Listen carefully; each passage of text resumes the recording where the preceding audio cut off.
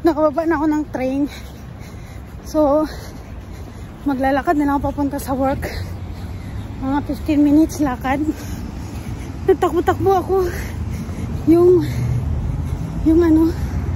Yung bus late.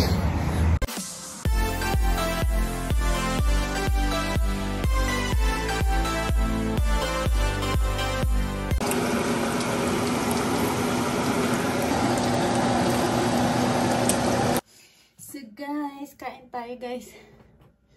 Ayan, longganisa skimless tsaka kusino. So, kain muna ako guys habang nanonood ako ng aking vlog.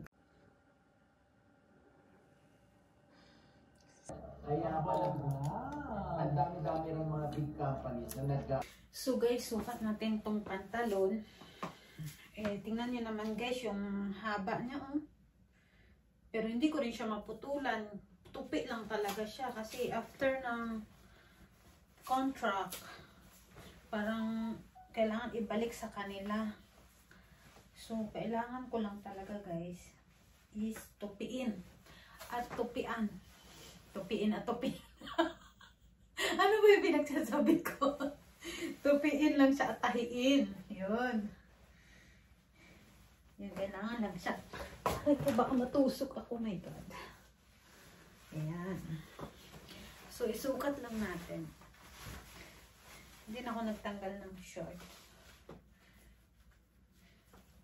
Ayan. Pero parang bitin siya.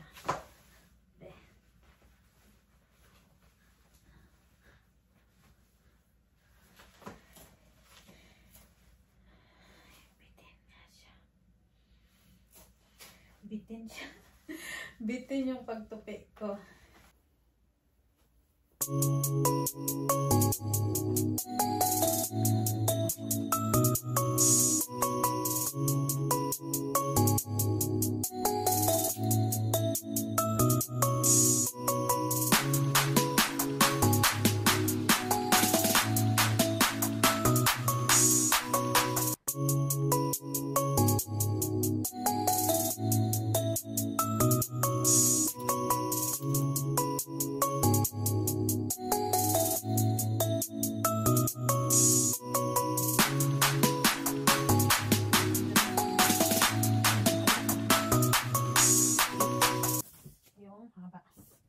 So, hanggang dito lang siya.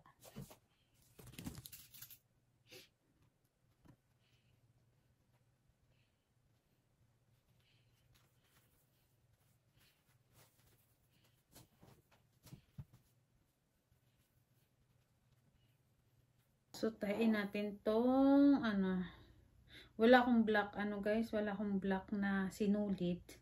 So, atin na lang i-make sure na hindi siya makita yung tahi para hindi siya mapansin. Ayan.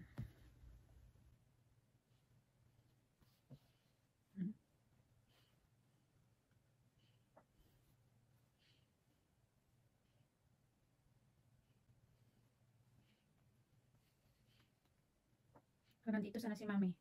Madali lang niya to adjustin. Kaso wala. Ano ba to?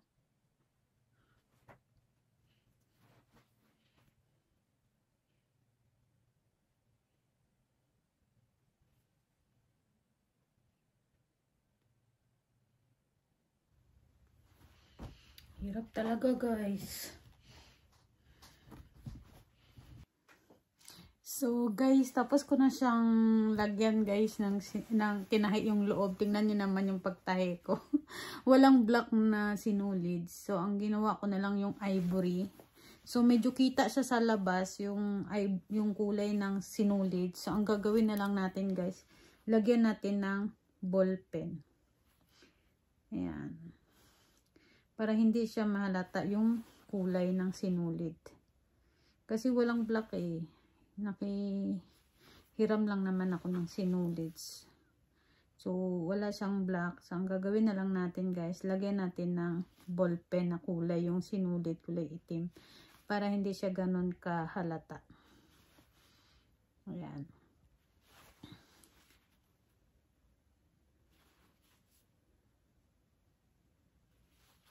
Kasi muntikan ako madapa sa sobrang haba. Ayan. So, hindi na siya guys ganun halata. Diba? Hindi na siya halata. So, ito sa kabila, mapapansin nyo may mga ivory na sinulid. So, mahalata. Ang gagawin natin, lalagyan lang natin ng ball pen. Para hindi siya mahalata.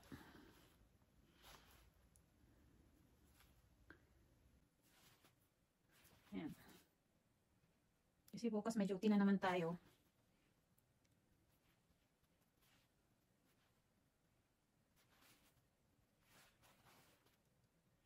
Lagyan lang natin ng ball pen.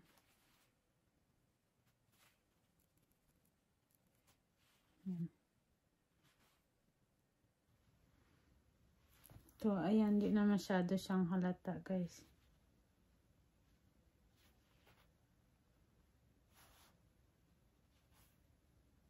Diba? Hindi na siya halata. So, yan. Para-paraan lang yan siya, guys. Wala nga pupunta ka pa sa malayo, bibili ng sinulid kung may paraan naman iba. Yan yung technique. So, diba? Hindi halata. So, hanggang dito na lang, guys, yung ating vlog. Yes. Sana bukas, magising tayo ng maaga. At, ayun ay alas 9:30 na. So matulog na tayo guys. Bye bye. Pasok na tayo. Today is Saturday. So yung duty natin ngayon is 4 to 7. So alas 2 na guys. 2:19. So okay lang din na 2:30 pa yung bus. So 3 o'clock ako darating na sa station. 3 to 3:30 darating ako sa kabilang station. Tingnan natin kung hindi late yung bus doon, maglakad na lang tayo. 2:39 pa naman yung bus darating. So magantay na lang tayo dito guys, maaga pa naman. Buti lang may puno, may masilungan ako. So nag-jacket ako kasi malakas yung hangin. Kahit mainit siya pero malakas ang hangin. So, nag-jacket ako, tsaka mamayang gabi. Pag gabi kasi nag-change yung weather. So, kailangan ko rin ng jacket pag pauwi na ako. So, see you guys. 3 PM na guys. Nandito pa lang ako sa station. Last station. Grabe, Saturday pa lang ngayon. Nakalimutan ko. Pag Saturday, yung bus every 30 minutes. Oh my God, nabaliw talaga ako. Nandito na tayo sa train guys. On time naman yung train. Aga siya ng 7 minutes. Buti lang. So 5 station pa. From here to Avonmore. This is a Valley Line train to 102nd Street. Next stop, Grey Nuns. So guys, nakababa na ako ng train. So maglalakad na lang ako papunta sa work. Mga 15 minutes lakad. Nagtakbo-takbo ako. Yung bus late. 4 o'clock pa darating. So kailangan mong takbuhin. Nakita ko yung kulig ko dun, oh. Naglakad din, habulin ko. Same yung duty namin ng oras eh. Kaya alam ko siya to. Naglakad din siya. So guys, tapos na yung duty ko guys ng ngayong araw. So natapos na naman yung panibagong araw. So ito, pauwi na ako. Maliwanag pa rin. 9 PM na dito. 9:20 ng gabi pero malapakaliwanag pa rin. So hindi na ako nagpag-vlog kanina palabas. Ngayong araw is tinuruan kami kung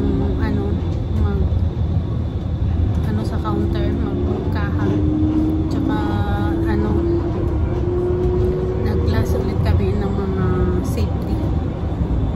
Ganun sila ka talaga perfect yung nila, tinitrain ka ng mabuti bago ka magsalang sa isang trabaho. Galing. And guys, pauwi na ako. Naglalakad ng pauwi. 10 PM dito ng gabi. Hindi naman siya ganun kadilim. Kaya lang napaisip ako ba sa trabaho ko. Wala na naman akong pasok mula bukas. 1 week na naman hanggang Friday. Anong gagawin ko nito? Walang pasok kasi training pa lang daw kami. So, ano naman yung ano ko? Bayad ko sa bahay. Kung ganito lang din, kung training lang din, hindi naman continuous. Kasi wala daw magte-training sa amin. Day off bukas. Tapos yung week daw na yun, wala daw. Saturday, Sunday daw ulit. So, napaisip ako ba, kung ganito lagi, saan ako kukuha ng pambayad ko sa bahay? Pambayad ko ng pagkain, pambili ko. Saan ako kukuha? Ay, napaisip tuloy ako. Kayanin ko pa ba to? Wala namang problema sa training eh. Kanina nag hands-on kami sa computer kung paano mag-ano ng order. Pero kung ganito yung pasok, ay parang ang hirap. Parang nahirapan ako ba? Yung oras ng pasok, parang nanghihinayang ako sa 1 linggo na walang pasok. Ano naman gagawin ko? Eh kung sa mission lang to eh, nangalakal na ako. Kaso dito wala naman eh, bagong lipat lang ko dito. Bakit mula Sunday hanggang Friday walang pasok? Sabado Linggo lang ako may pasok. So hindi ko maintindihan. Hindi ko alam kung after next week bigyan ko pa ng ano, gawin pa natin ng try natin ng after 1 week pa. Kung same pa rin yung ano, yung pasok ko.